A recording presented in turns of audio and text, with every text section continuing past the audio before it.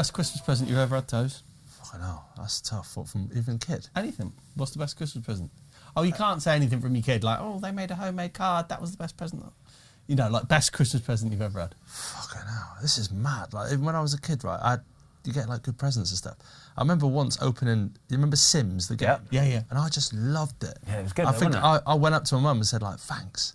Like, and give her, like, a kiss. And As you should do. Yeah, you should. But I think an for other ones, anomaly I for didn't. your Christmas? Oh, where's that?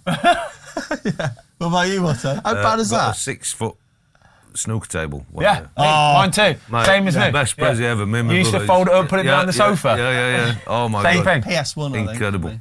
Yeah, it's a good present. Yes, Solid, isn't it? I remember starting, very first day, Christmas Day, starting like a career mode, I think it was back in the day, with Coventry. Oh. Remember that player? I think he played in Italy at the time, Ibrahim Bar. Yeah. Blonde Yeah. hair. He was my guy. Mate, it's game over, Again, isn't it? Need for Speed. Christmas You remember Day. Need for Speed? Yeah. Speed, Ledger. Colin McRae Rally. Oh, the classics, lads. The classics. I had a sit-down scooter, you know. Yeah? Sit-down electric scooter. Oh, that'd be a nice present to have. But nothing compared to like now, is it? That had hardly any power in it. Like, Battery lasted about half an hour as well, If 20 that. minutes max. it got me down in the street. Yeah. Yeah, literally. Oh, what was these called? The little the little pedal ones everyone used to get. Yeah, go-kart. Yeah, go-kart. Yeah. They were good. Yeah. Pedal ones. Used them once and then... Right, let's go. Come on then, let's go. Football fill-in, lads. We're going to start with Tottenham against Liverpool. This was a lovely game to watch. Really enjoyed it. Full of entertainment and goals. And honestly, Liverpool could have won this about 10-3.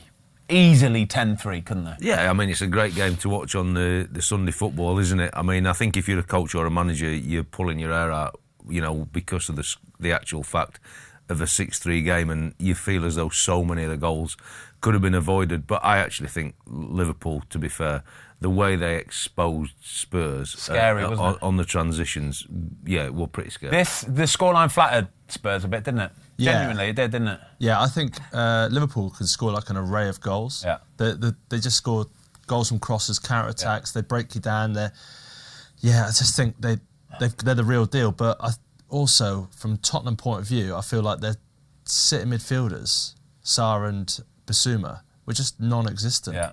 There was just no protection for the defence whatsoever. It was frustrating to watch, like, as a defender, thinking, come on, help me out. You'd been raging if you were on that pitch, wouldn't you? Yeah, I think there's a lot of things, aren't there, with Ange? I mean, the offensive way and how they try and play is obviously commendable. But, I mean, obviously there's a lot in the press about Jamie Carragher and him and talking about tactics and that. But the one thing we talk about, Trent Alexander-Arnold, what a player and crossing the ball. But if you know that that's a real strength of a Liverpool team, then you have to somehow counter that. And yes, the cross for the first goal is amazing and all that. But if I'm a coach or a manager of that team, we know that's a super strength for Liverpool. So out of possession, we've got to do something different. Son has to be there in front of him, making that cross harder, because it's tough to defend the quality of the ball. And as a goalie or two defenders... Yeah. When that ball's... It's impossible to defend it. Quick, before, there's so much to talk about this game, by the way. They were talking about, after the game, they were talking about the contract situations, and we're not going to go into all that today, but I agree with what they said about Van Dijk is probably the most important out of the three. However, Trent Alexander-Arnold, the reason why they don't think he is the most important one is because they think they have Keegan Bradley is it Keegan Bradley? Is because they have... He's the golfer. Keegan Bradley's a golfer, yeah. golfer, isn't he? He is, yeah. Conor Bradley, sorry. It's because they think they have Conor Bradley waiting in the wings to go. Like, if Liverpool fans genuinely think they have got another ready-to-go, world's best right-back, like, ready-made, then you're kidding yourself. What he does... No matter how good he is, you're never going to be as good as Trent Alexander-Arnold. You get him wide, right, and he's going to whip the ball in on an absolute sixpence. But it's when the play breaks up, or Alisson will get the ball to him, and he's kind of deep in his own half, maybe just outside. That's the danger. And he head up, and he's Salah. Salah straight away is on his bike every single time. Wavelength. They're all on the same wavelength. No one in the world can do that in his position. It's frightening. But that's what I'm saying. Like, I think maybe you play that game, and we know about the real offensive qualities of Liverpool, but to stop the front three being what they are, if you would man-mark him, then it might change the whole complex of the game. Yeah. You have to do. I'm not It's saying like their quarterback, isn't he? But from right back. Yeah. And he opens the pitch up for them. Yeah. So do something different. And I know you might not want to sacrifice somebody, but I bet nobody's done that this year. So to do that and make Liverpool have to really change might justify. I think Liverpool approached this game and saw how Spurs were against Man United in the Carabao Cup on Thursday night, and seen the way that Spurs have been all season long, and would have looked at the possible starting lineup of Archie Gray and Dragusin as centre backs and gone, lads, I'm pretty sure they're going to go with this starting lineup and this style of play. And if they do that, we are going to absolutely bully the life out of them. They'd have been rubbing their hands before this game even started. With obviously the post match with Ange, he's kind of fairly confrontational, saying like, I'm not going to bother answer these questions anymore. He's staunch at playing this style of play. He's obviously, they haven't got the squad depth, and I know they've got a few injuries, but.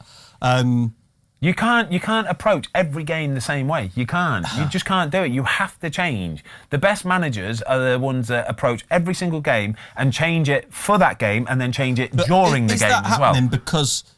Because they're missing so many key defenders? No, he's still going to play the same style of play. You're asking Fraser Forster to play. He can't the do same it. way For that Fraser, don't you? Yeah, because that's not his style of play. He can't do it, can he? No, but also. Like for him in goal, he's got to make the right decisions, yes, but he's being told, no, this is the way we're going to play, and I believe in this way. There's so many players like that. Mickey van der Ven, when he's not on the pitch, Spurs still play the same style of play with a high line. Mickey van der Ven, you can trust him to get back and fill those gaps because of his pace. But when you're relying on other players to do it, Dragusin hasn't got the legs to be able to do it. Archie Gray's too young and too inexperienced to be able to do that. Yeah. It's not going to work, is it? But also that solidity in front of the defence, because they're so young, naive, not experienced, they haven't got the two in front of them doing what they should be doing. But then is that because, like you say, they're all attack? That's if you're a Spurs fan, Toes, you must be just... It's gung-ho. It's like bonkers. It's like the team got some kind of, I don't know... Because they've got something as well. They've got a lot of what a lot of teams are looking for. A lot of teams are looking for like that creative spark. They've got that, and they just they haven't got the balance of... defensive stuff. Every week, it's you don't know what you're getting, do you? No, but I think if he were working at a lesser team and he'd got the same injury problems, you have to do something different, or your team's getting relegated. You have to, He's relying on that quality still within that group to obviously score 3 goals against Liverpool's tough going.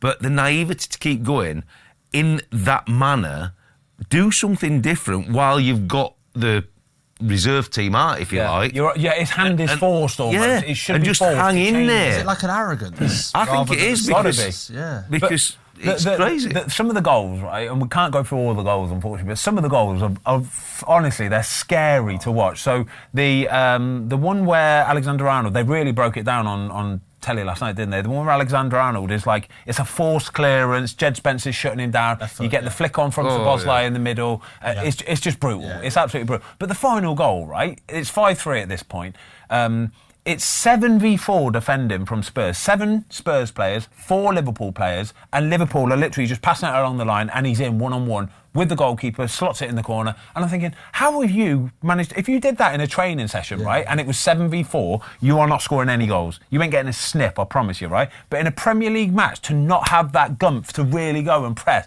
I'm thinking, this is painful. But they're frightening Liverpool when they attack it.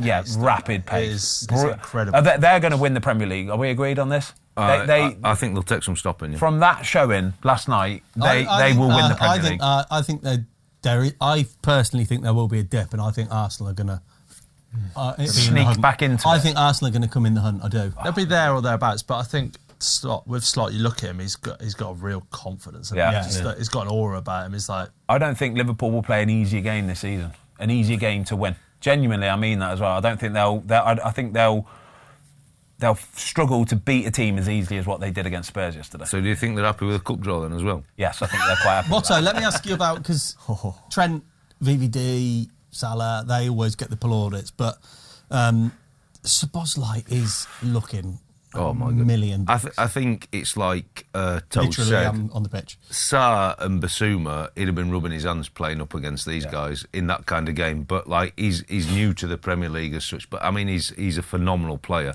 and he actually just ran the show. But what you're finding with players like that, obviously great mover, can get up and down the pitch, but it's making the right decision at the right time and making the game look easy. Little reverse passes, little simple passes. And just absolutely tore him to shreds. And actually, on another day, you remember when he ran from the halfway line when Alisson clipped him in? He went round big phrase and couldn't put it in with his left foot. He could have had anything himself, but the team could have had anything. It could have been 10 easy. Yeah, I think Szoboszlai is benefiting from Gravenberch being there, and he's able to make that run. His time in the run's unbelievable. Because in the summer, like in the Euros for Hungary and stuff, he was the one who was everyone looked to. Like he needs to run the game for Hungary, dictate the play, trying to be like the quarterback and whatever, but he's now. It's tough when you're supposed to be that guy in a team that hasn't got the support around it. But in Liverpool, he has got support now, hasn't he? Should we move it on, because we could talk about this all day? We really could. It was such a good game. Do you think they're going to run away with it, Liverpool? Then? I think they're going to run away with it. What, like? The confidence in them, the confidence of them yesterday was scary to watch. It was scary to watch. They just brushed Spurs apart like it was nothing. Honestly, it was absolutely nothing. Should we talk about Palace Arsenal, lads? So we had a quick call the other day, didn't we? Me, Toes, and yourself about a different subject, and you'd been to the Palace Arsenal Cup game. The Arsenal Palace game at the Emirates, yeah. Yes, sorry. So this was on the Wednesday night, yeah. And you'd mentioned about Odegaard and his qualities, and then you were there at the weekend. Now, tell us, tell the audience, how it's different watching him in the flesh to on TV. It's so nice to watch. It's effortless for him. It genuinely is effortless. So the first game, the Emirates in the Cup match, it was 1-0 to Palace at half-time, and then Arsenal went, right, come on, let's bring some of the big boys on. They brought Saliba and Odegaard on, and as soon as the game kicked off in that second half, it was just, you knew what was going to happen. It was inevitable. Within seconds, Odegaard had got on the ball. Arsenal knew exactly what to do. It was like, right, finally, we've got somebody who can just pick those little passes and expose them players. And they just kept giving it the ball to Odegaard as much as they possibly could. And it was just a foregone conclusion. Genuinely, it was. It was so easy for him. He just glides with it so nicely. He reads everything. His head is constantly spinning around, just looking for everybody that's around. He knows his spatial awareness. He knows whether he can come onto the ball and move into space with it, or whether he has to stop, stick his bum in, stop the player. Whatever it is, he knows what he's doing at every single given moment. And then on Saturday, 5-1 to Arsenal, it was so easy for them. It really was. Palace did okay. They did okay. They had a couple of chances themselves, but Arsenal were miles ahead. And the one thing I've got in my notes, I've got loads of notes, but Arsenal worked harder than Crystal Palace. They really did. They worked harder than Crystal Palace. You know, as I know, if you, with the better quality players, work harder than the opposition, you're going to win that game quite comfortably. But obviously, watching them live, do you feel as though they are the closest contender now to Liverpool? They're the closest contender. And then, like I say, I watched the Liverpool game last night, and I still think Liverpool had more. There was a big problem for Arsenal with Saka going off injured, and it looked a bit of a bad one as well, because he knew straight away. You could tell he was right in front of us when he got injured, and he knew straight away. So it looks like that's probably about a month, I'd say. And then he obviously he limped off the pitch there and then, but then left the stadium in crutches as well. And they're normally about a month minimum. That's going to be a big one, though. You said about Odegaard and how good he is and what he does. And I know when he was out injured, Arsenal dipped. But I think Saka, in terms of his numbers, goals and stuff, is more important. The first goal came from Saka beating his man and getting the cross in, putting it into a dangerous. I kept saying I had my son Louis next to me, and I was like, just watch. He's not necessarily picking out a certain player. He's putting it into a real danger zone. You've got Palace defenders coming back. You've got the goalie wanting to get involved in it. You've got midfield players getting involved. I said, it's just carnage. Like, nobody really knows what to do with that ball. It's just carnage. The ball ends up dropping down. It's a simple tapping. Just to touch on that, like you said about you telling your son and stuff, I think a lot of people with their kids and stuff, and when you're watching players, they watch your Salahs, your Sakas and all that. I think Odegaard is the one that you want kids to watch. Without because not only like he's got the equality and the technical ability and everything, but how busy he is. He wants the ball all the time. Another player you want to watch as well, Trossard. We spoke about it earlier, didn't we? Like, Trossard's work rate, lads, is phenomenal. Obviously, so Saka had to go off. Trossard came on. He went over to the left, and then Martinelli came back over onto the right side. And he did really well on the right side as well. And then who were you most impressed with? So, youngster that very, very, very much impressed you? Miles Lewis-Skelly at left back. I'm going to put it out there. I think we're sorted, lads, for England. Yeah. Genuinely, I think we're sorted for England. I promise you. For left back, he is phenomenal. For 17 years old, his physical makeup it's there. It's completely there. His legs are big. He's got big bum, big hamstrings, yeah? And he gets about the pitch, rapid, sharp as you like. A couple of things he did were so sharp. And I kept nudging Lou and I was going, watch how sharp he is. Look how sharp he is. It's so good to watch. And you said, Toes, didn't you? You said, he's got a bit about him as well, hasn't he? He likes the physical. Looks like he's got that edge. He's he wants got that edge. And he wants it, It's lovely, yeah. A couple of times where he had a player coming onto him and he saw him early doors, scanned him, saw that he was coming and then was ready for the fight, absolutely bullied him off. And I thought, 17 years old, mate, you've got a chance, you have. Just added 30 mil to his valuation. Mate, we're going to win the World Cup then. We've got to win the World Cup. We've got a left back. Third appearance. We've got a left back. It's bonkers though, but you can tell when a player, you can tell that he's just good to go. You know what I mean? Nothing phases him. Ahead of like Zinchenko as well. Zinchenko can't get a sniff. And like sometimes he might have put Kivior left back. Mate, he's miles ahead of him, I promise you, because he's good to go. You can tell. I think Arteta's obviously, he's just done 5 years, hasn't he? So he's seen his time there. But I think for a team that are going to run Liverpool close, for him to get the nod now over the players you've just mentioned, and we were talking about it, obviously Arteta now, I think he's really rotating that squad well. Yeah. I think it's an easy one when you play Jesus in the midweek and he gets a hat-trick for sure.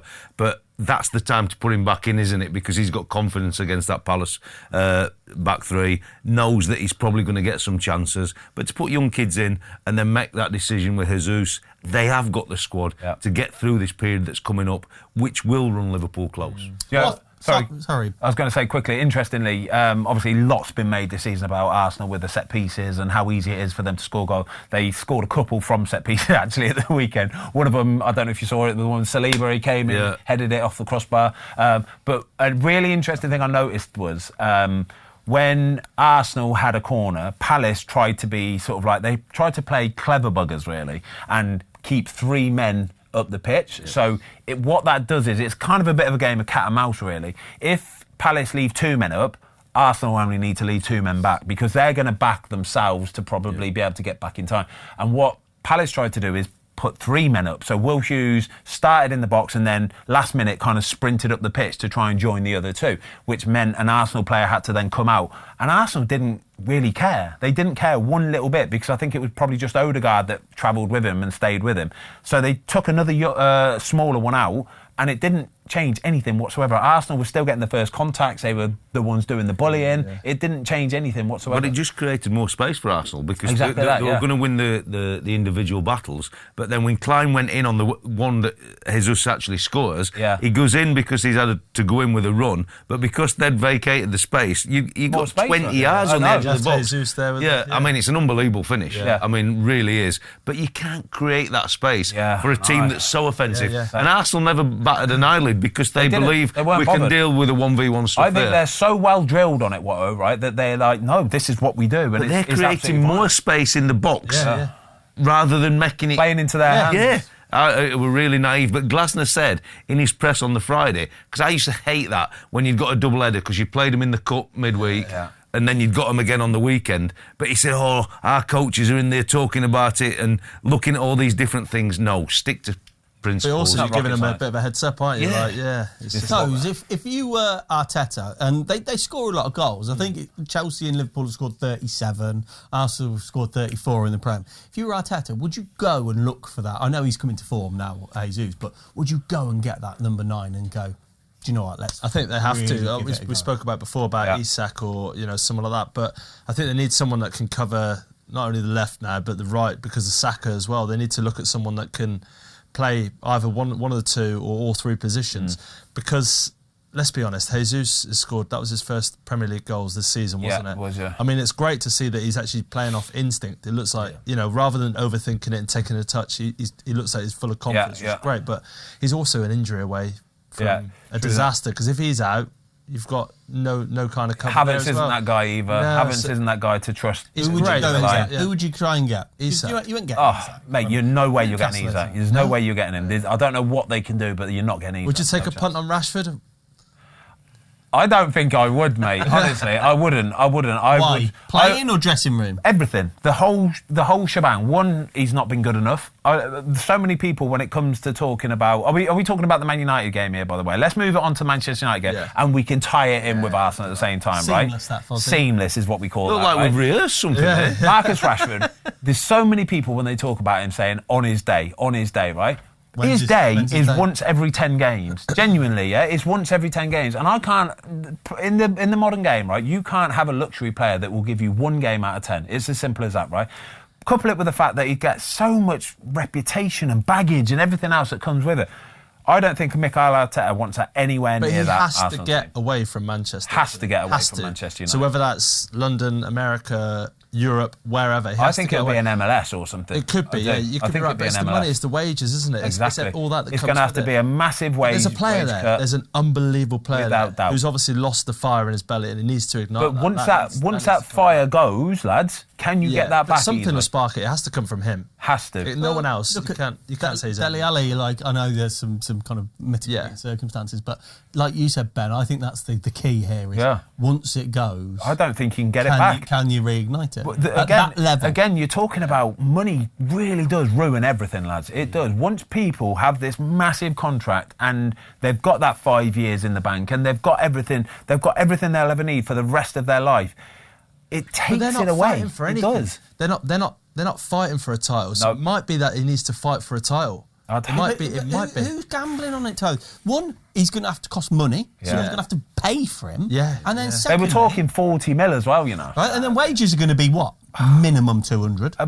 He's playing like a £10 million player. You ain't, even 10. I ain't paying 10 mil. Because of the wages. Because of everything. Yeah. Because of everything, lads. It's I don't think there's many teams would bring him in because I think all the stuff that you talk about is correct. The baggage that comes with him, it really would change the culture within it. But what I think's really sad is we've all been there when we're making us way in football. And all you want to be is be a Premier League footballer, be the best you can be. And he's fought all his life to get that opportunity, England caps, playing for Man United. And then we're all of a sudden saying, mid-20s, you're at the peak of your powers, earning X, Y or Z, and he's lost his hunger. It's 27. It's crazy that... That's what I'm saying. His you purpose. fought for it all your What is life. his purpose? Yeah. He needs to find his purpose. Not a nice place to It's him be, who lads, has to find honestly. it. It's not a nice place to Look be. at United as a whole. They are, 13th in the league. Yep. They are where they deserve to be. Without there doubt. are 12 better teams with 12 better squads than Man United. Totally agree. And I think the thing for me with United is, at this point, if in 6 games people start going on about the manager, too young, doesn't matter who the manager is. It don't matter. Doesn't matter. I who the totally manager Doesn't is. matter. But also, like, do you not think that he could run out of time before he gets started because of what's going on? Like his confidence, he could end up like Pep shot. He could end up shot because he's what's he won? 2 games? Yeah. 2 He's games, picked yeah. up 7 points. Is that right? It's 7 in 8 games or something like that. It's like the poison chalice, lads. I don't know who's going to want this job. There'll be plenty of people who will want it because of it's Man United, it's the wages, it's everything that comes with it. But look, if you take so Arteta when he took the Arsenal job, they won 1 in 13. I think. Yeah.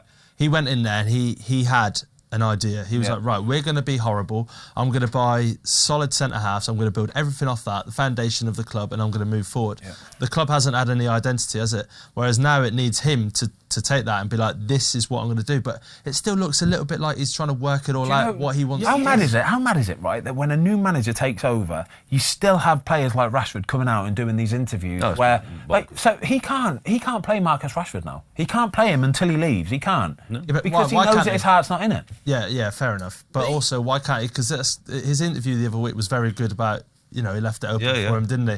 And I still think, just because he's done that and he's made a mistake, you can't completely shut him out. You can't and you shouldn't, but it kind of makes it really hard. You've got to draw a line in the sand, surely, with the culture somewhere and go, no, we're not having that. Yeah, exactly. Enough is enough. But I genuinely believe United need 5-6 windows now because they can't just get rid of all these guys. Like, listen, Casemiro has been a brilliant player, but he is not a top level player now.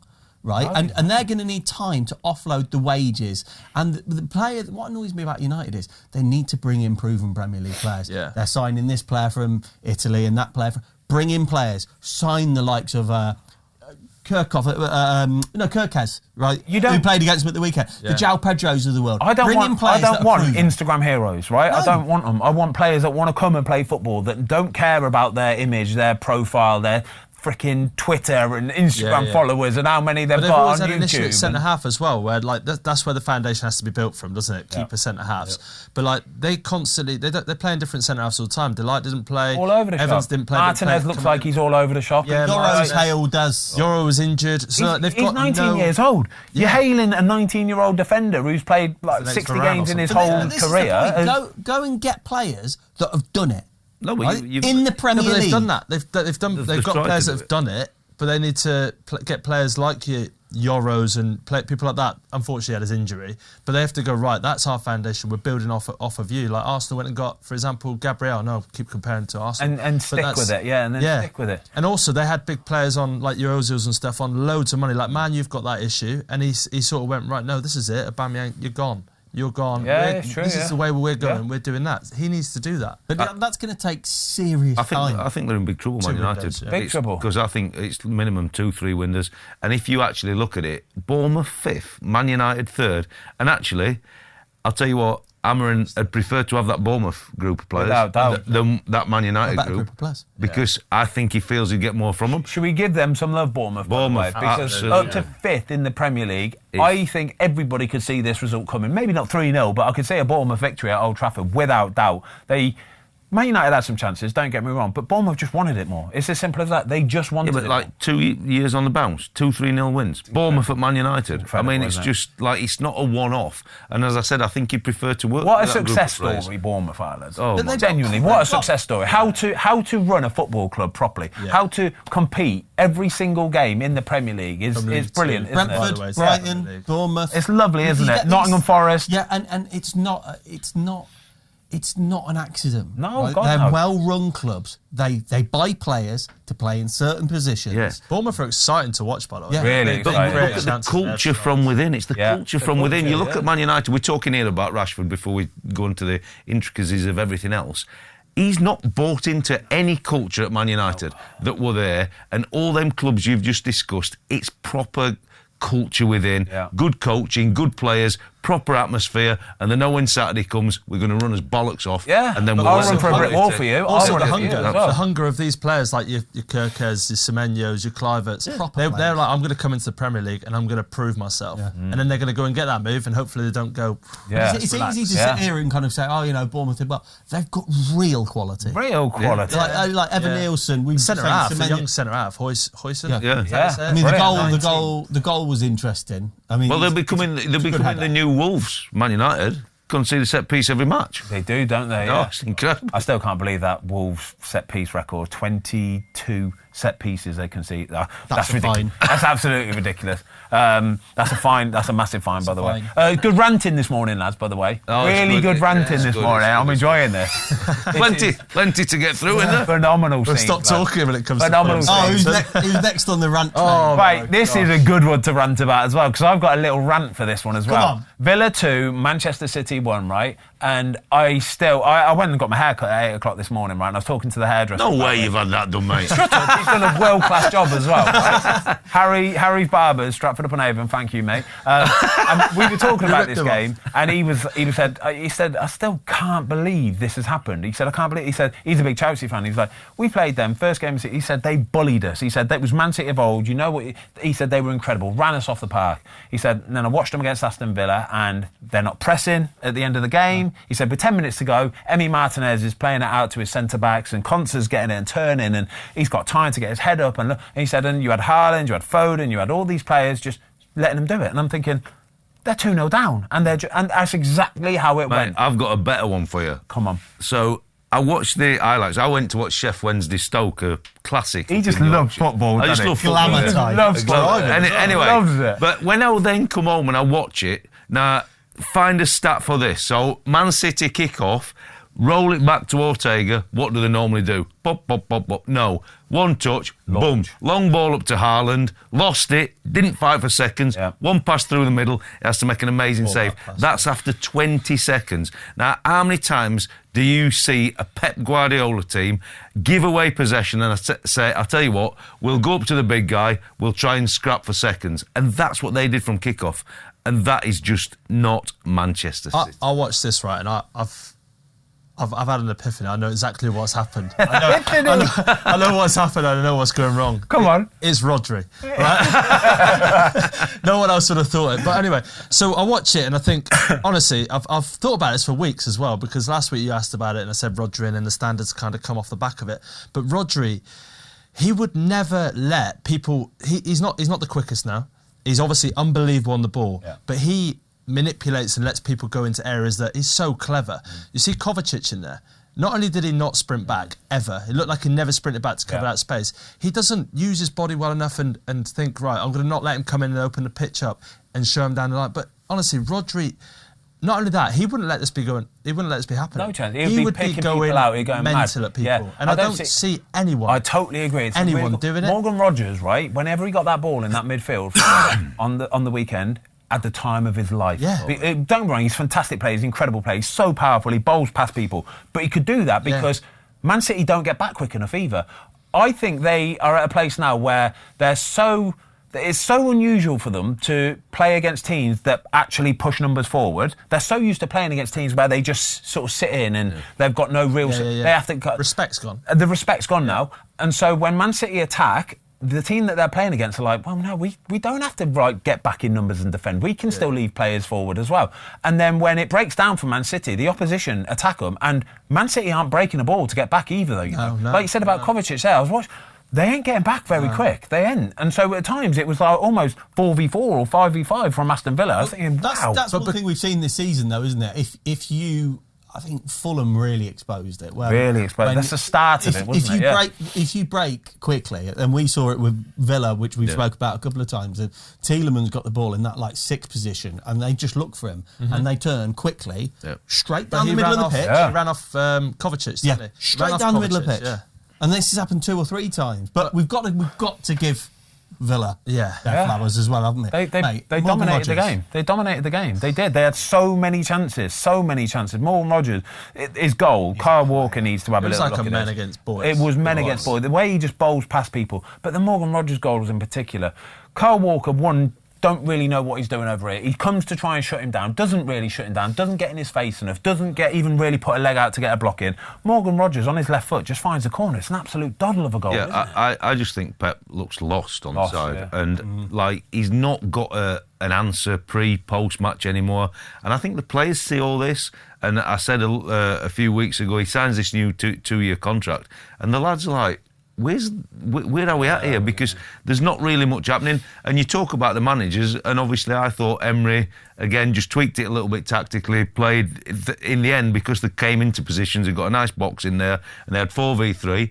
And then it meant a City centre-half had to come out, but they didn't know whether to stick or twist. And that's where they just exposed so much. And City, they've just got some phenomenal talent, and that's all they're relying on. Because at the start of the season, they were the team that I've never seen anything. They used to lose possession, and it used to be a swarm and a real aggressive, 2 or 3 second fury. Was it 7 seconds at Barcelona? It was something like that. It was that fury. You can't see it. Unless they start working, you won't get anything. When you go away to Aston Villa, unless you're prepared to match their work rate, you'll lose the game. You will. You'll lose the game, I promise you. So like Pep, obviously no one knows this, or anyone knows who's just kind of guessing, but do you think Pep was thinking, right, I'm going to win the 5th league on the bounce, it's going to happen, and then I'm going to walk away? But now, because it's happened and panic kind of stations have set in, he's gone, I better sign a new deal, and show that I'm staying here. And like we said, I was always going to stay. I promise you, I was always kind gonna of stay. gone because he's thought, right, we're going to win the 5th, and I'm just going to walk. Yeah, because that's how it looked like, didn't it? Yeah, it looked like he was going to go away. It's weird watching him on the sideline. They kept zooming in on him a couple of times, and when it was 2-0, trying to talk to players, and it's almost like he don't know what he's doing. He's never been in this situation. It's like, what am I supposed to do here? One of the worst places you want to go in this run as well is Villa Park. The atmosphere is Villa Park. incredible, isn't Can we it? just say that Villa, you can't charge 70 quid for an away ticket. You can't. That's not on, is it? No. 70. What about booing Grealish? Grealish gave it back as well. Did you see him put his 3 fingers up as in... I've got a question for you. I've already won. You can't blame him. Listen, Villa then are a very different team to what they are now. Yeah. And if you said to average Joe in the street, hey, mate, you know, Is he Australian? he's Australian. You currently earn 50 grand. Go here, earn 90, and you're going to get plaudits. You're doing it. But my question to you guys is, would Villa take him back if he's going to come back? Let's say, hypothetically, he's going to come back. He's going to be the highest paid player. Would they take him back? Would he play? I don't think they'll take him back, lads. I'm going to put it out there. Unai Emery don't have luxury players. You don't have players that aren't willing to put the work in first. It's about the work rate first and foremost. It's his club. He would put the work in, wouldn't he? Yeah. You'd like to think so. You'd like to hope so. But Unai Emery wants a guarantee. Yeah. I want a guarantee that I want to work rate first and then show me your quality. I think he wants to, like we've talked about it, and with culture. Grealish is a phenomenal player, and certainly warranted his move to Man City. He's gone and won 3 Premier League titles and whatever else he's got there. But Villa's still his team. But I'm not sure an Emery would want him coming back into that dressing room unless he really is full throttle What, at is it. his time's just moved on, Watto? Or? I think it has, yeah. I think it has. He's still a phenomenal player, but he's a luxury player. Yeah. Has his hunger gone a little bit as well? I'm talking about because he's won the treble. He's gone there. He's won the treble. You look at his stats. Not scored Look at his yet. stats this season as well. Yeah. Assists, goals, dried up completely. Well, when you get the knock that he had in the summer, not to get into England's squad, I mean, that's... I thought it were a harsh call on him, if I'm honest, because I think he is that cavalier player that you can, if you're not going to start him, he can come and do something. But, look what Cole Palmer did in the summer. Yeah. Could Grealish actually do that? So I'm not so sure, but where do you take him? Cole Palmer would have come away from the Euros feeling a bit aggrieved, really. I thought I was going to be having a massive say in this. Didn't get anything. But you look at how he's approached this season. He has been unreal. Everything. He gives you everything he's got. Yeah. And I worry for the modern player that they take a little bit of a knock, like not getting selected in the Euro, and they let it affect the rest of their season, the first 6 months of the Premier League season. That can't be the sort of players you want. But Grealish is still it's a massive deal for a Villa or whoever. You'll have to pay. It's still going to be 60, 70 million at least. Is he? What he signed? I don't know. I would say he's probably got 18 months left. So here's a question for you then. So if you're Jack Grealish, Watto, and you've won the treble, you've won leagues, you're probably on 280, 300 grand a week. Now at his age that he is, I've always thought with Jack Grealish, at Villa, he's a star player. He's the guy. He needs to play every week, and he's not going to get a position to play himself back into form and get 10 games because he's not going to be played 10 games in comfortably. Now you're saying that he probably comfortably wants to go back to a Villa, go back home. I've been there, done it, achieved it. Can't do anything anymore. Can I go back home now? And it's not. Would you take a haircut in terms of salary and stuff to go and play every week if you were Grealish? I think he would. As a person, I disagree. I think he'll go back to Villa maybe in 18 months' time once that 300 grand a week stops. I think then he'll go. But I don't think any player in their right mind is going to leave a club where they're on 300 grand a week. They're going to stay that club, keep their wages, and then they might go. I think the club has moved moved back on. and sign on fees. You probably would, mate. You probably would, but it's guaranteed there, though, isn't it? Huh? That's what I'm saying. I don't think there's anybody going to be really committed to paying more than 40 million quid for him, 50 million quid. I agree. Would you cash in? City? I think City need to sell him, They're again talking about Man United with an overhaul. Man City aren't far off that either, to be honest with you. I think the big overhaul, mate, for them for sure. But at the start of the season, we didn't think that. It's bonkers, isn't it? But obviously we keep on about Rodri, but one man, he seems to have decimated the whole thing. One man is not. You can't lay all of this. No, you can't lay all of this. I genuinely think it is. I think it is. De Bruyne not being fit most of the season. He was on the bench at the weekend, obviously still not fit. But De Bruyne not being good to go and not being the same old De Bruyne we know. We know he's getting a bit older him more as well. than they wanted to. Rodri is he's that important. So if Rodri was playing every game, they wouldn't be in a slump. No. No. Because he raises the levels. He raises the levels of everybody. Took 5 or 6 games after Roger got injured for other teams to work it out. Yeah. That's what it was. It wasn't going to happen overnight just because he's out. It was the respect and stuff comes off the back of that confidence. If we had a private line into Guardiola and he were honest at the point he went down in that game and they realised the severity of that He probably knew. I think he knew, Yeah, he probably knew. Should we talk about your boys, mate? Massive win for Wolves. Listen, I didn't see that coming. I didn't see it coming either, mate. 3-0 at half-time as well. Did not see this coming one little bit. Leicester, Van Nistelrooy, I think, is looking around after this game going, this is... Well, I've had a bet with Tom on. I mean, might as well pay you now, haven't they? Top 12, I'd say so, mate. I think Wolves, obviously, look, they've had a managerial bounce here for sure, but them winning that game, they think 100%. The one team that they can catch is Leicester. Without doubt. Do you know what? I think they're in big trouble. I don't want to be negative because I do support the club. But at the same point, I think it was a little bit misleading. Look at all of the data, but then you watch it with your eyes and go, yeah, listen, Wolves were better. Guedes was really lively. Yeah. Kuna's top class. But if Mads Hermansen was in goal... That's a 0-0. It could have been 0-0. You leave Danny Ward alone, please. I agree. It's a massive knock. For a team like Leicester, when you've got an established first-team goalkeeper, it's a similar sort of effect to what a Man City would do for losing a Rodri. It does. It really rocks the foundations of your team. And you're not going to be able to play the game, the style of football, everything goes out the window, really. But fair play to Wolves. Like I say, this was a massive game for them. New manager come in as well. They needed to try and get a result. I liked it on the pitch afterwards, trying to show a bit of unity, everybody clapping and look how together we are, everybody. We're such a lovely team, us Wolves, when the last 2 weeks they've been punching people's faces and scratching glasses off of them. Semedo's interview as well after. And he looked like he was buoyant. And he said they asked him something along the lines of what's the mood in the dressing room like, and everyone was like, it seemed happy. Mate, they asked him about the tactics, didn't they? Said, have you had time this week? He said, oh yeah, we've had time to do enough this week. Like, it really done. It was a real little probably slide dig at Gary O'Neill, to be fair. But I think obviously they are a good group of players, Wolves, aren't they? And I did think they should be doing better than what they're doing for sure. But they were fortunate. I said last week, I think, without being disrespectful, Vestergaard and Connor Cody's a tough ask as 2 centre-halves. And when Danny Ward has to come into goal, I think, you know, it were a big thing. But they're looking round at every shot and thinking, oh, my God, you know what I mean? And he had a bad day at the office, and I think Van Nistelrooy were good at the end.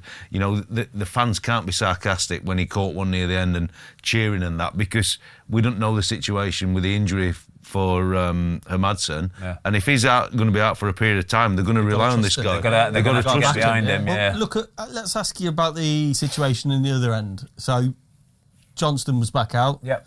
Sarr's back in. Yeah, which is never great, by the way. It's never great. Man City are in a similar boat at the minute where they're chopping and changing and rotating goalkeepers. Unsettling. If you were Sam Johnston, you've come for decent money. Yeah.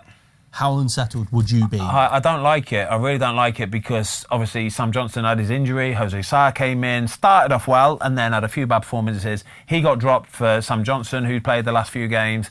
Obviously, disappointing result in the last couple of games. You've had a Portuguese manager come into the club, Jose Sarr being Portuguese. Jorge Mendes with his Portuguese connections. Oh, you're safe. You've got the super agent. January's coming. Here we go. Let's not just manage the team. Absolutely. It's like, how many Portuguese players can we get into this team? First of all, we've got to get a Portuguese goalkeeper, and I think Sam Johnston would be really disappointed. Who would you play, Ben, if it was you? I think Sam Johnston, you've got to stick with the goalie that you want to look at long term. I think the reason why they bought Sam Johnston in was because Jose Sarr had a disappointing end to last season.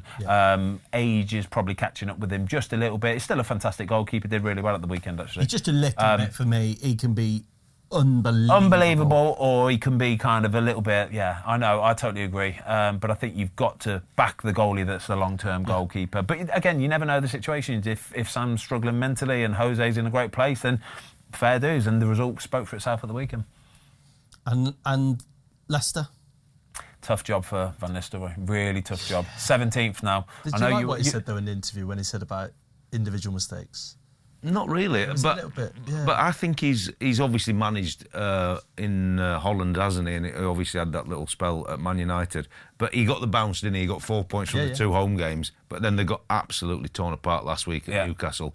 And I know it's not fallen nicely for him with a goalie getting injured, but like I think he'll have been sat at home on last evening thinking this is a bigger task. Oh, he's got some work to do. Yeah, it's gonna be tough. I think he could turn around and say, "Why did I take this job?" Well, mate. But like January's coming, and it depends on the support he's going to get. Because if there's a bad injury with a goalie, they're going to be looking at a goalie. Yeah.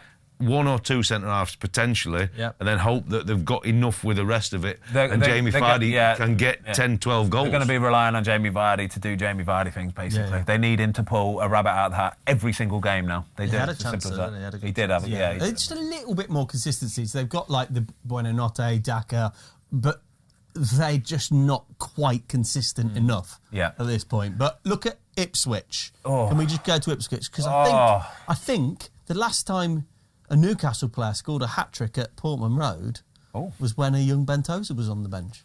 Yeah, 2009. Don't admit to the year, mate. Never admit to the year. 2009. 15 years ago, 2009 is Toes. That's 15 years. That's not fair. And you were 24 on the bench. Yeah, I remember Kevin Nolan scoring a hat-trick that day. Oh, It was what a that was a handful big, he big was. game because Handful. it was for Sir Bobby Robson as well. The Yeah, of course. the link, and we had the shirts printed and stuff like that. nice, class. yeah. No, I still got it, bit of a memento. But yeah, I remember that day. It was a great day, to be fair. How good was Probably Kevin hat-trick. Nolan, by the way? Handful. Yeah, you didn't want him standing on your toes on a corner, No, did he you? did. No, he did. That's exactly what he did, mate. I I know. about it is. Sobersley and the timing of runs into Yeah. the box and stuff. That was him, and he scored important goals. He scored Yeah. good goals. I remember watching him, I think, when you were at Blues, and I remember thinking, God, he's a big... Oh, big Oh, guy. he's a unit, mate. Yes. Thick Yeah. set. Yeah. He just Strong bloke. played to his strength. Another player who plays to his strength, by the way, is Alexander Isak. I've got a question for you. I've got a question for you. Is Alexander Isak Good enough for Arsenal. Well, definitely. Is he a better all-round striker than Haaland? All round, yeah. I think all round he is. Yeah, all round. Again, who would you want on... I don't know, this is a really good question. Depends on the team, doesn't it? Who would you want leading your line on a Saturday afternoon, any given Saturday afternoon? Him. I think you probably would. I think even, like Haaland, of course, he was formidable. Like last year, the year before, incredible. But he just offers you so everything. much He can more. do everything. But do you know what? I'm not taking anything away. I don't know, you know. I'm listening to it all, and my brain's trying to compute it. I just couldn't go against Haaland. I think Isak has so many attributes, but obviously Haaland has as well. Now, it would be interesting if you could put Haaland in for Newcastle for a month and see, put Isak in at City. Could you imagine But the even out of contrast? possession, like he can press. He's Yeah, just, he he's does everything. athletic, The he only can play thing off the is, left, he's got a one-trick. Haaland will score you goals that Isak can't score. Yeah, I get He will 100%. score you so many more different varied goals that Isak can't score. And I think in their pomp, when they are both full of confidence and both flying, I might just edge towards Haaland. If you I were, might just. If you were going Arsenal, Isak, yeah. if you were Arsenal, the way they play, and you said you can sign, and they will sign, Isak or Haaland, who are you signing for Arsenal? Isak. He's without doubt. But Newcastle won't sell him, by the way. Newcastle will No, never no. sell this guy because he is unreal. And Newcastle, if they can actually find a bit of form, which they have in the last few weeks, in fairness to them, and if they can strengthen or be allowed to How strengthen... much is he worth? Over 100 mil. 120 mil. 100 mil. 120 mil easy. Easy. 120 mil. Would you pay it? He's got Yes, it. I would, yeah. Because they paid 100 mil for Declan Rice. You talk about players who are in like complete control of all their facilities, right? I swear. Is this guy here? He is just. impressive. He has But got he absolutely loves everything. playing football, doesn't he? Loves playing football. He comes to feet. He comes short to feet. By all Links to play. even runs just in behind. the guy, like what he is as a person as well. By all accounts, he's like a real top lad, like real like team player. Does it properly. He's exactly what you want for your team. He's the dream. That's why I know they'll not sell him. But we talk about who would you bring in? You've just mentioned Grealish. Would you take him back? And we talk about Rashford. This guy, look, he would just enhance the dressing wouldn't he room, just? enhance the training ground, and you know what you're going to get match day. He's the real deal for sure. And Newcastle should be trying all hands to deck to keep him in. By the way, can we talk about the actual game? Because if you're Ipswich, right, if you're playing at home in the Premier League, you have to start the game strong. You do. You have to start. You they cannot didn't do that. You cannot let a goal in after 20 odd seconds. You cannot start a Premier League game like you are shooting yourself in the foot before the game has even really got going. Yeah, you have to get off to right. Let's keep it tight. Let's keep it tight. 20 seconds. Newcastle 1-0. Thank you very much. It was worryingly open. Yeah, but the manager would have done his tactics, and we were talking, weren't we, before we started? What's the left back called for? Leif Davis. Leif Davis. And I know that lots of things got highlighted for him at the weekend, but like the manager wants you to be solid. But when you press as one man Yeah. and the opposition know that you're going to do that and nobody's following up behind you and you've got the pace of what these guys have. I mean, Murphy's come onto a real game, hasn't he, at the minute? They couldn't live It's with a good it. ball over the top. Yeah, it's but not, it shouldn't be a killer ball. you should can't, as a left back, you can't get that excited that early in the game, right? And go, yeah, come on, boys, let's have it. And I'm going to go. Yeah. Once he's got caught in that position there, whoever's playing that ball must have just thought, well, where you go, mate? Unlucky here. Well, Jacob yeah. Murphy, cheers, mate. Thank you very much. See you later. They kind of highlighted him, didn't they? Oh, you Yeah. just can't do it. It's He as was simple kind of as in that. no man's land a lot of the time, wasn't he? He wasn't getting up to the ball, but then he wasn't getting back, and Yeah. when he wasn't getting, he wasn't just sprinting naive. back. It's naive. But I It's think too excited. It doesn't help the team, does it? Because we've all been in sessions, me taking them as a coach, or you guys in them as goalie centre halves. But when the press comes and you've forced it where you want it, and right now we're going to jump, the first guy, everything happens behind it. But he was so erratic that nobody else, you couldn't work as a unit because you didn't know where he was What's he sticking or doing? stick or twist. So there were no triggers there, and a good team exposed. This is worrying for Ipswich. This is really worrying. But this is the because first time they've been. It's the first time they've been battered. It's the first time they've been battered, but it seems to me now it's a bit of a slippery slope for Ipswich. We had Benty on the show I think it was about 3 weeks ago, and I said to him, do you know what? The next 2 months for me is massive for Ipswich. If they can start to pick up a win, lose, win, I said, that's great. I said, but if you start going draw, loss, I said, it sets the tone for the rest of the season. It's a real hard rut to get out of. But did they if not you win last week? Well, Yeah. They won at Wolves, they didn't snuck one against Wolves, they last minute goal, didn't they? Yeah. But they find themselves in 19th position now, and if they can get out of this rut, which is really hard to do when you're starting losing and getting pumped at home 20 seconds in, but it's mate, tough, mate. It really right, is. they're 2-0 down. They're in 45 plus something. You're in goal, and it don't matter whatever Kieran McKenna says to you, and this 6 is showing for you a short pass. If you're Muric in goal, or you're my goalie, and that ball comes to you, we're already 2 down. You're thinking, we've got to get in at half-time. We might... Yeah. If we nick one, start the second half, we've got to... It's a funny score. Put your foot through it bigger. Get your foot through it. Let's get up there. Come on. Game management. Like, look, I think last year he did all right for Burnley, but like they're going to have to look at making a change here because he's not obviously keeping the ball out of the net as he should, but the decision making and the game management, it's absolutely bonkers. And that pass into him, the 6 obviously showing, but he's thinking, as he's going to play, don't give me that fucking ball now. 45 the problem is him showing for it now. It's But foolish. he It's foolish should from be everybody, showing him his mate. back and saying, Absolutely, look, mate. get up the pitch. It's foolish from everybody, is what it is. The lad showing for it don't really want it. He but definitely he's still didn't showing want for it, it. which is just stupid. But then Muric to actually play the pass. Like, again, it's decision making, right? When you're 2-0 down, just before half time, mate, just put your boot through it. You're not going to Don't mess argue around. about it. If he does, you just say, No, shut up, mate. exactly. Even if it's they can't score from Rose Ed. They can't. But what's the honestly. point you make then when the ball, he actually just rolls it in, everybody's laying on the floor on their asses? Like it finished. He's at it. Like, you should be going fucking mad if you're trying to stay in the league, you know what I mean? That's the bit there. I didn't like his reaction to it. He's given the bad pass, he's given the goal away, he's laying on the floor, he's got up. I want to see a little sorry, lads. Yeah. Oh, lads, I'm so sorry. But he didn't. It's like, oh, well, get the ball back. Come on. Nearly half Happens time. every now. week. I couldn't get I a don't cup like of tea it. at half time. I've got another hypothetical for you. Come on. Newcastle have had a good week. 3 wins, 11 goals, semi-final of the Cup.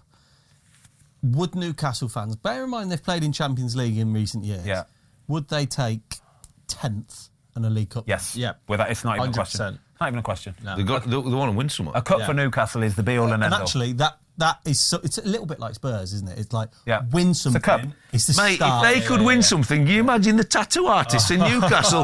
Be arms, bellies, legs. I'd love oh them- I'd my love them to God, win it. it'd be I'd love them. incredible. Everyone with their top off, Oh, come on. Obviously, they got to the League Cup final. Was it last year or the year before against Man United, where Carrier's played in goal? They've been close.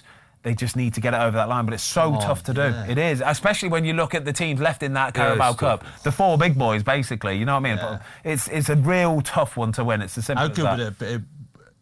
How good would it be if Newcastle played Tottenham in the final? And Newcastle win. Lukey boy, Spurs fan down there, shaking his head. He's absolutely fuming.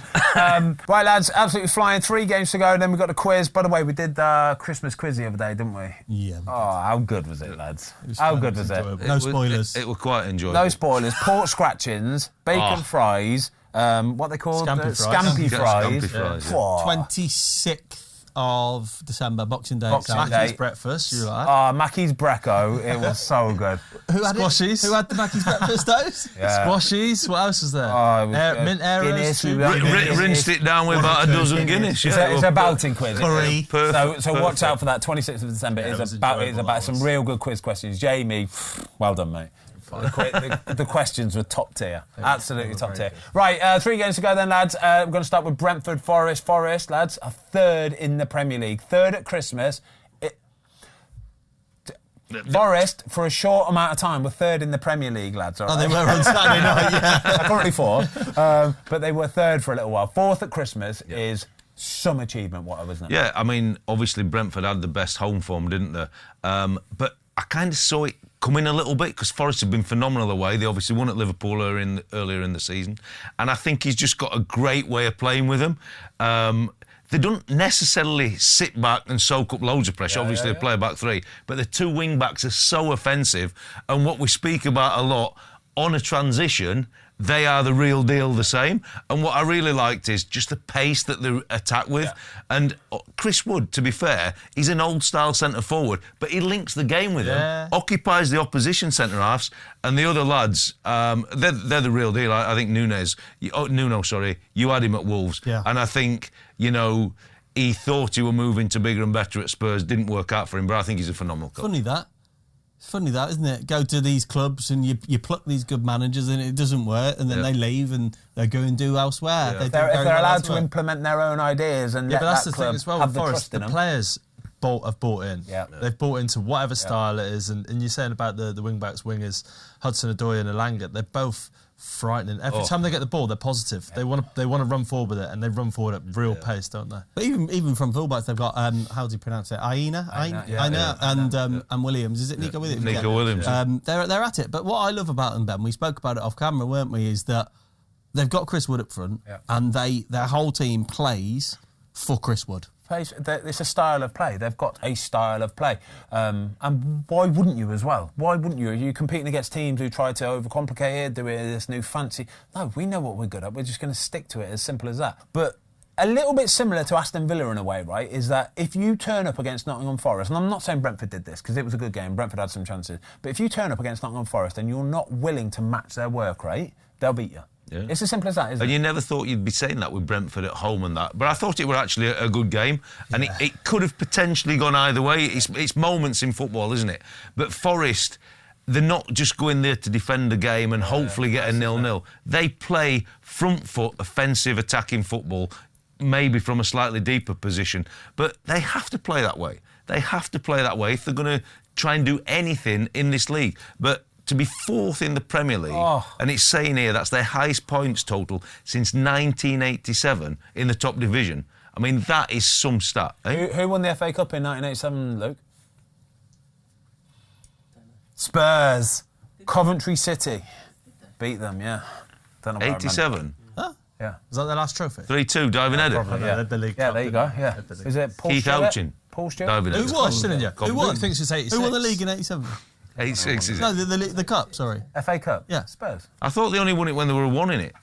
No, it's Spurs. I promise you. I'm not making this up here, lads. When did Coventry win it? 88? They beat Coventry in the FA Cup in 1987. So when did Cov win it? I don't know if they did win it, did they? Wasn't it 87 or 88? Oh, gosh. Cov beat Spurs 3-2, Cov didn't beat they? Spurs. Keith Elchin diving header. Nah. Yeah. Cov beat Spurs? Yeah.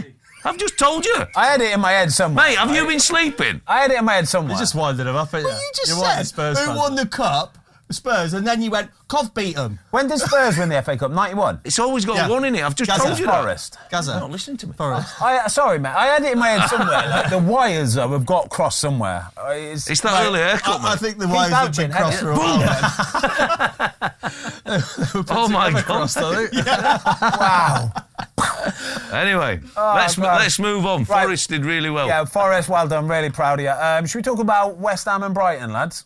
Do we have to? Yeah, we do. We do. We've got a couple more games to go. 3 more games to go. Can I start with that Estupinian? Estupinian. That is it? Yeah. Estupinian? Right, so we had him at Watford, right? He was at Watford, and he never actually really played for Watford because Watford are really good at buying 1 million players and then just loaning them everywhere and then selling them for like 20 million quid or something. This is Darcy, by the way. Darcy, she's the dog on set today, isn't she? She's an absolute beaut as well. Beautiful girl. She's a beautiful girl. So we had him at Watford, right? And every pre-season he would come back and he would train with us and we'd all go, oh, he's not bad, isn't he? Oh, he's going to do well for us this year. And then he'd go out on loan again. And then they eventually ended up selling him to, I think it was Villarreal, Luke? I'm going to say Villarreal, but they sold him for like 15 million quid. So whatever it is they were doing, it was kind of working, to be fair. So, yeah, we could see anyway, he's a very good player. But his tackle. Yeah, it was. His tackle. yeah.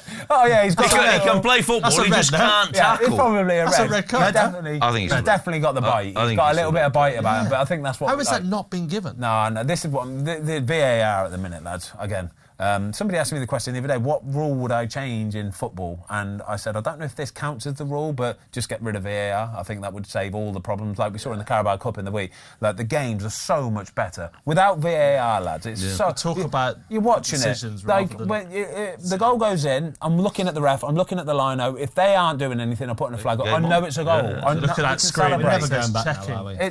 We're not going back now. What about your save record in the Premier League? Big Lucas Fabianski is hunting you down. Coming right for it. Me and George were watching the game the other day, and he went on and he said, Dad, he's 40 behind Ben. Even I'm looking and then it was 39. 38.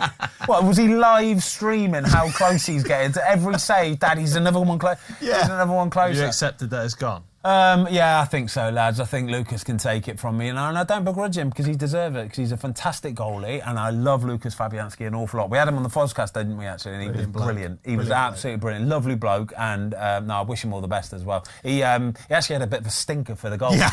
He had a stinker. I wish him all the best.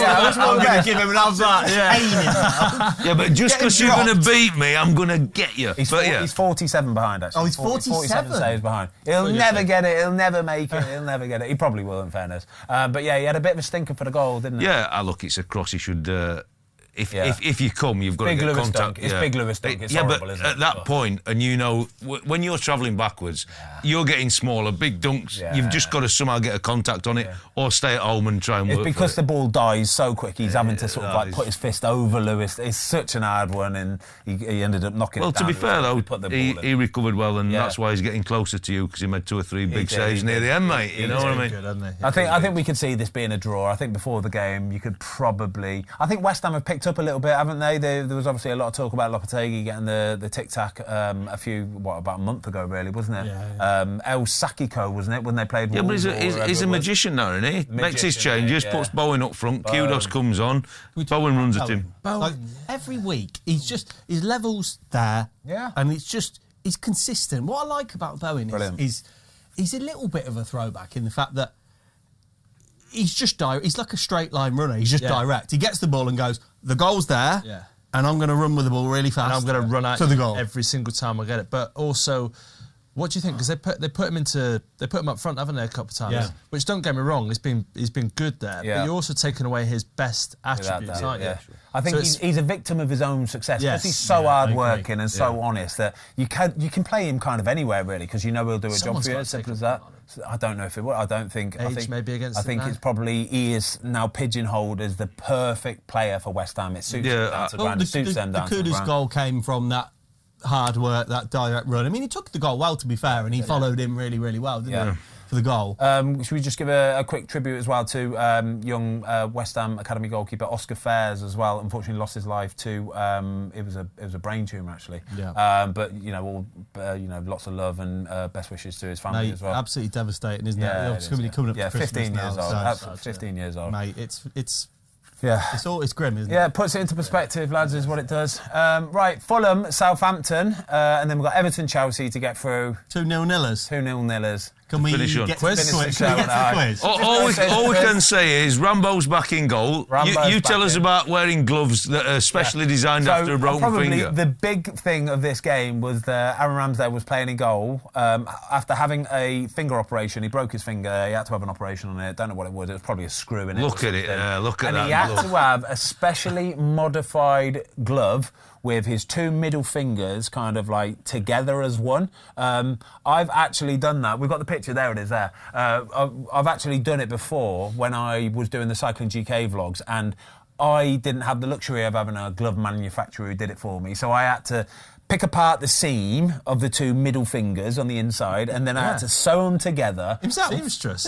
Seamstress, yeah, I did it all myself. Didn't look anywhere near as good as that. But thankfully for Rambo as well, though, he made a save late on. It was an unreal save, in fairness, wasn't it? It was absolutely unreal save. Point blank range. We'll talk about the save. You can break it down for us in a second. But luckily for him, it was off his right hand, which is like the good hand, the strong hand.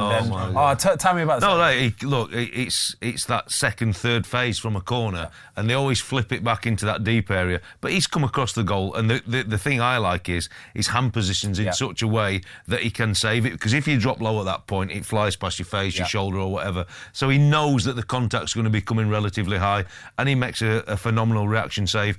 And we were talking before, I mean, that's the first time an away team's kept a clean sheet at Fulham this year. So that's a phenomenal stat for Rambo and Southampton. Yeah. Obviously, Juric, the new Southampton manager, is in the stand watching. I'm still not sure they're going to be anywhere near good enough but to you did keep see in the them, league. they were putting pressure on the ball. Yeah. They played with a back five. They changed their way. And not worried about putting it long. Exactly. They did it in the week as well, didn't they?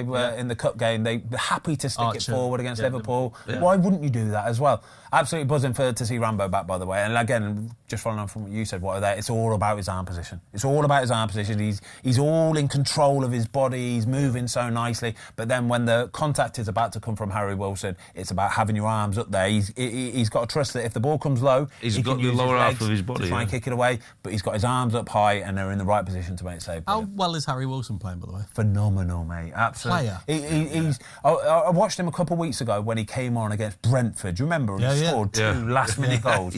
But his work rate when he came on, like what a manager wants is when you're putting a player on in the 80th minute or something, you want him to just empty the tank. Give me everything you've got for 15 minutes, please, Harry. Give me everything you've got, and that's exactly what he did. Worked his socks off, got his two goals. It's the belief as well from everyone. Everyone thinking, brilliant. right, he's going to come on and do something. And work for us, which is what you want, and he's earned that. Yeah, so fair dues. Last one, Everton, Chelsea. Watto, I'm coming to you. How are Everton so good at grinding these games and making it a 0-0? Dicey just built on him. He would prefer a 0-0 draw than a 5-0 win, Dicey. I'm sure he's designed on it. They've got a phenomenal record at the minute, and you know what? That's a phenomenal result because Chelsea, have been really flying, and to keep them at bay is actually credit to them. And I've been quite critical of Sanchez for Chelsea, but even though it were a 0-0, obviously we'll talk about Pickford in a minute, but Sanchez actually made 2 or 3 big saves in that game. Yeah. So I'm not quite sure how it finished 0-0, but from Dyche's point of view, he was absolutely buzzing post-game. Is Sean Dyche the kind of manager you would want to play for? Yeah, as a centre-back? 100%. Yeah. To be fair, we had his, would you call it protege? Like Michael Duff, who was my manager at Cheltenham. Protégé. Prodigy sing songs. Championship manager legend. Yeah. So he was my manager, and he'd learnt a lot off Dyche, and everything like defensively he taught me, and it's amazing. And to be fair, you go into training, you think, yes, I'm going to learn like how to defend properly and as a unit, but. I mean, it's probably a little bit of a downfall going forwards, isn't it? Yeah, it is a little bit, to be fair. Should we talk about the Jordan Pickford tackle, lads? For me, it's just brilliant tackle. Absolutely brilliant. Mate. I don't see nothing wrong. Mate, if he didn't have a pair of gloves on, he'd have been suspended for 20 games. So anywhere else on the pitch, is that... Anywhere else on the pitch, anyone that's not a goalkeeper, it is the straightest of straight reds. Get off, see you later, don't come back. You said 2 weeks ago, you said about keepers going late and fast. Oh, mate. That is exactly what he did. We did that, all Jordan right. Pickford's eyes were lighting up so much, right? I think it was Malo Gusto, wasn't it? See a celebration after it. Oh, it was so good. It's like a freebie as a goalie. You see these certain things that happen sometimes in games. You think, I'm going to get the ball here, and hopefully I can get you, and I can wipe everything out. It was beautiful. It was poetry in motion. It was. Jordan Pickford, well done, mate. I salute you. I'm just glad he didn't get injured, the guy. Yeah, true that. I it reminded me of the Van Dijk tackle. Oh, yeah. And Same area, they're not nice to see. Look, he's just all out to stop the ball going in the net. You know what I mean? And I don't think for 1 minute he would want to really hurt somebody, but it was so bad. Yeah. It was so bad when you watch it back. I think he's been very Why fortunate. do goalies get afforded that then? Why do goalies? Why are we allowed to get away with making them tackles? Because VAR is absolutely dog shit and they don't know what they're doing. Yeah, because if they had anybody in Stockley Park who understood football, that is a red card. What was worse, that or Estupinian? I think that's what. That's worst. Yeah? That's worst. Oh, yeah. There was no contact on the player, was there? Oh, No, mate. but it's the excessive Intent. force and Mate, the intent. he was honestly. trying to break 16 bodies. If It's like, Malo oh Gusto my God. fully went for it, and Oh didn't my really God. see Pickford coming, carnage would have ensued. Yeah, but he done exactly what a lot of defenders did, apart from the recklessness. Yeah. He got straight out into him and thought, you're not having an easy shot here. Yeah, I know. Quickly though, Chelsea, is these the sort of results that are going to derail Chelsea from being it's a tough game. It is a very tough game, and Everton, in all honesty, Everton probably had the better Yeah, that's what I'm chances. saying. I They think probably had the better if I'm chances. Maresca, I'm actually thinking my team's got a bit of something about them. Yeah, get away from it. Agreed. Sunday afternoon, shite conditions, Yeah, windy, tough. rainy, Yeah. and it is an horrible place to go. I know he would want to win the game, but I think that would have given him a lot of belief for He's going not going to be forward. too upset with that. Is he? I don't agree. think. Do you I think don't that think just so. maybe gives Liverpool a little bit more confidence? I agree with that as well. It's a good result. It's a decent result. Good result for Everton. Yeah, sure. Quiz, lads. Come on! Quiz it. Quiz, yeah. Lego.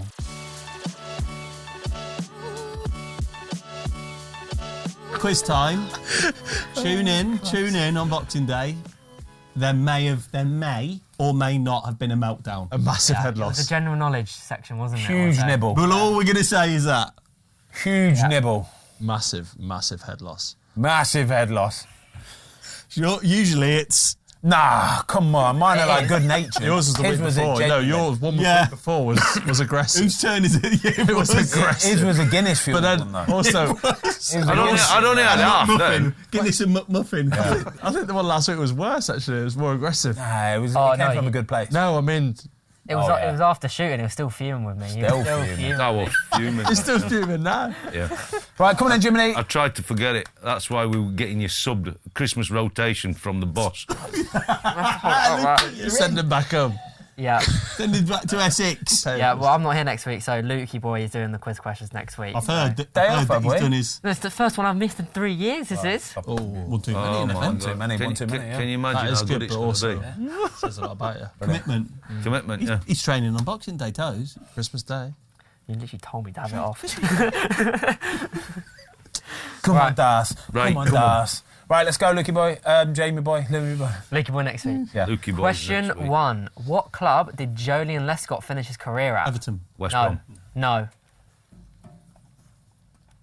What club did Joleon Lescott finish his career at? Very quick in there, weren't we, Watto? Also, we ran out of ink today, so Snooze, you lose, don't you? Too quick on the old trigger, weren't we?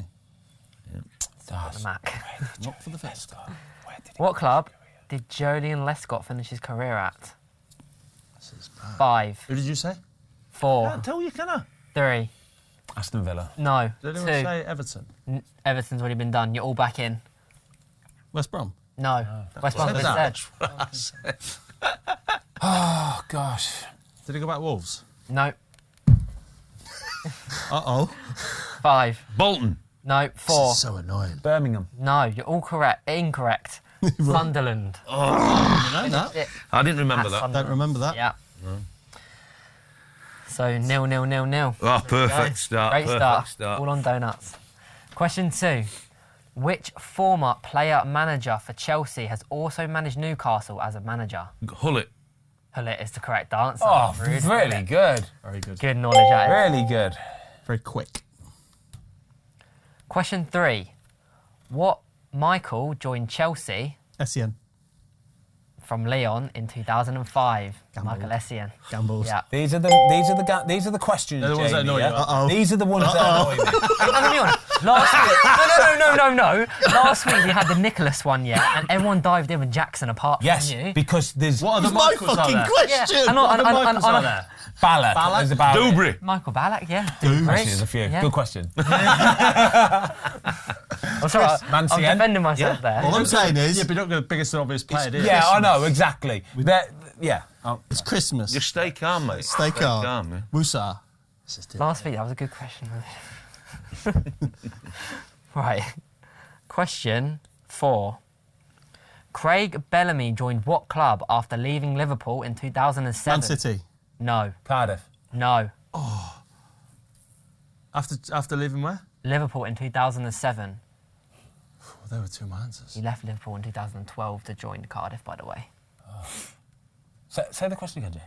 You're out, aren't you? Craig Bellamy joined what club after leaving Liverpool in 2007? I'm way off it today. My brain ain't working. Brain him. Brainer. Craig Bellamy joined what club after leaving Liverpool in 2007? Who's still in?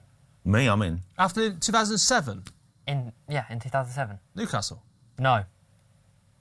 5, 4, 3, 2, Played for a lot of teams. 1. Leeds. No. Man City. No. You're all out.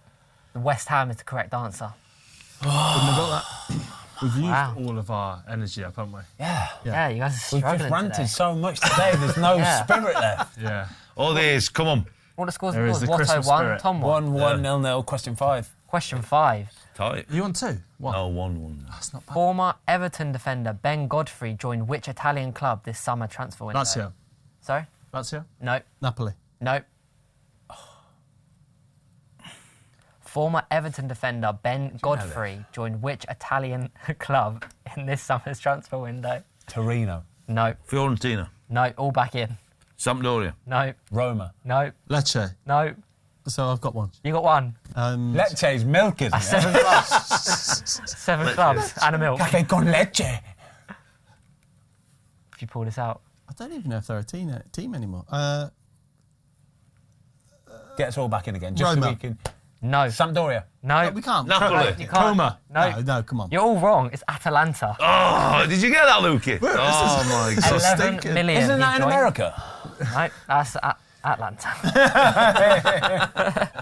Close. So we've had 2 answers out of 5 questions. Yeah.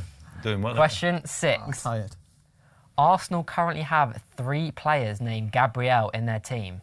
Gabriel the defender, Gabriel Jesus, Martinelli. Gabriel Martinelli is the correct answer. That's honestly the question. Honestly, that's the question. I'm with you on that one, and I got the answer. Honestly, that's the question. Yeah. Oh my gosh. Yeah. That's a bad It question. was a Honestly. long-winded question. Now, who sorry, but are you can't giving the answer to? I'm giving it to Tom, but you guys are all struggling, so I thought I'd give you guys some points. Wow. Trying We're not to all get your struggling brains that back bad. into gear. Do you want another? They're all from Brazil as well, FYI. That might have been, I don't know, You it might have been a could- better Yeah, question. something. Could have asked a better question than that. Oh, my God, mate. I'm losing my head now. Ah, yeah, stay calm.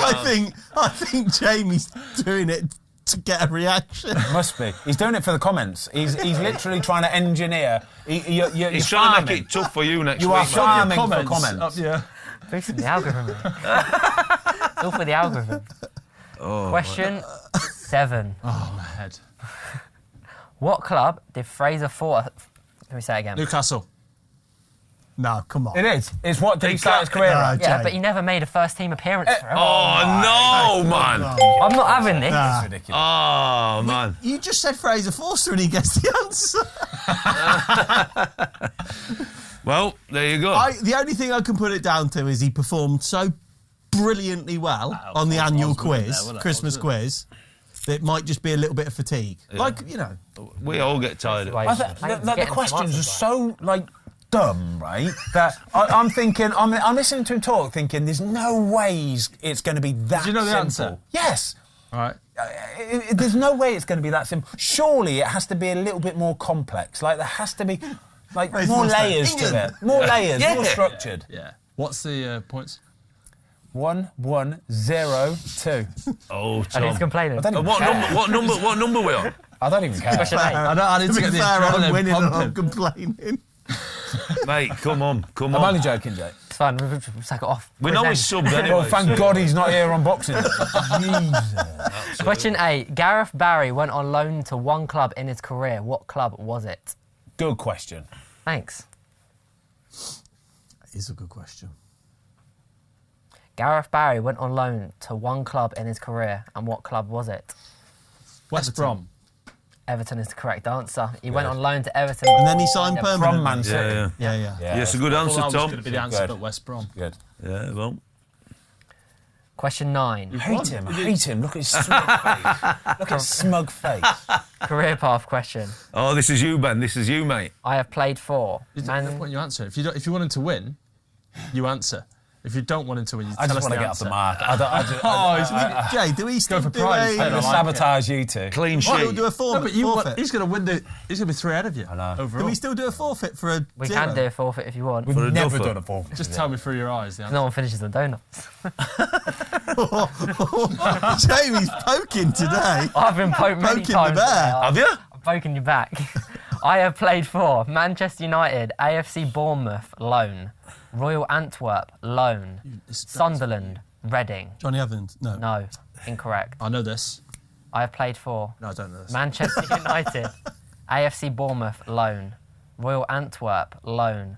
Sunderland, Reading. Kieran Richardson. No, Wes Brown. no.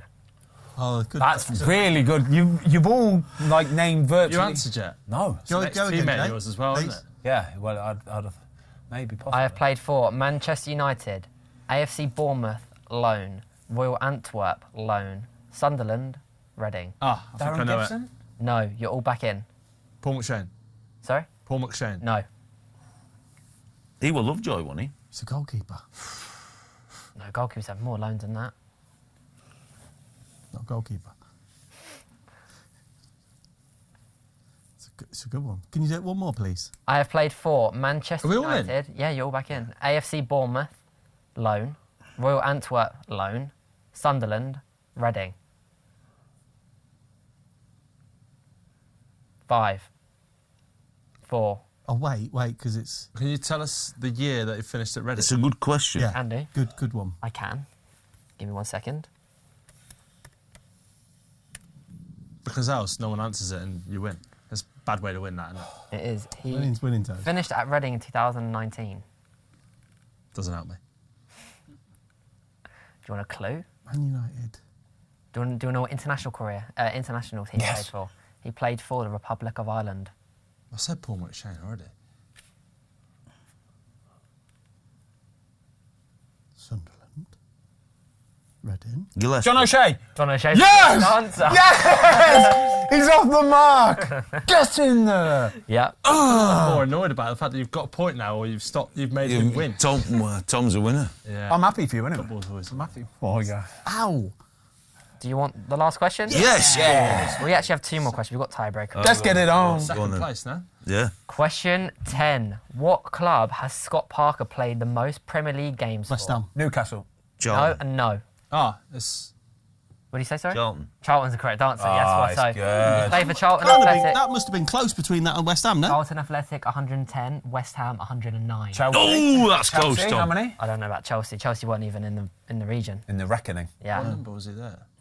Do you know, it was Stephen Sidwell signed as a 9, That was didn't it, he? yeah. Remember? Yeah.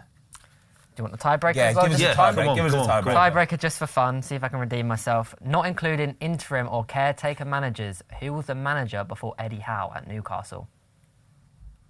Ah, Pardew. No. no. Rafa. It was Steve No. Bruce. Steve Bruce is the correct Brucey. answer. Bruce. Bloody Bruce. Bruce. So you were bottom. The tiebreak don't count. Tiebreaker don't. Tiebreaker don't Tiebreaker don't. count. No, it doesn't. Anyway, Tom's And a tiebreaker. galloping ahead, aren't He you, is mate? galloping ahead and I hate it. On 8 now, aren't you, I don't know Tom? what to say. You deserve it.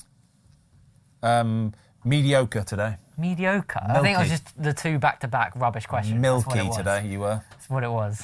Yeah, but it was tough, wasn't it? Not much to Have you beat, tried though. that? Not much to It was beat. either incredibly hard or rubbish. Have you tried asking AI, like the career... You should try AI. I test it on the AI. Like No, the as in- advanced as in AI, us though, not saying, like rookie beginner. Can you give me some career path? Have you tried that?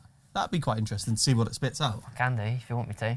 Well done, Jamie. Well done, lads. Enjoyed that. Good ranting, good raving, good analysis, info, inside, all that. See you soon. Happy Christmas, everybody. Merry Christmas. Merry Christmas. Have a good one. And don't forget, Boxing Day quiz, world class. What time? 7 a.m. 7 a.m. on Spotify, 7 p.m. on YouTube. Boom. Yeah. Have a good one. Have a dad. See you guys. Bye-bye. Bye-bye.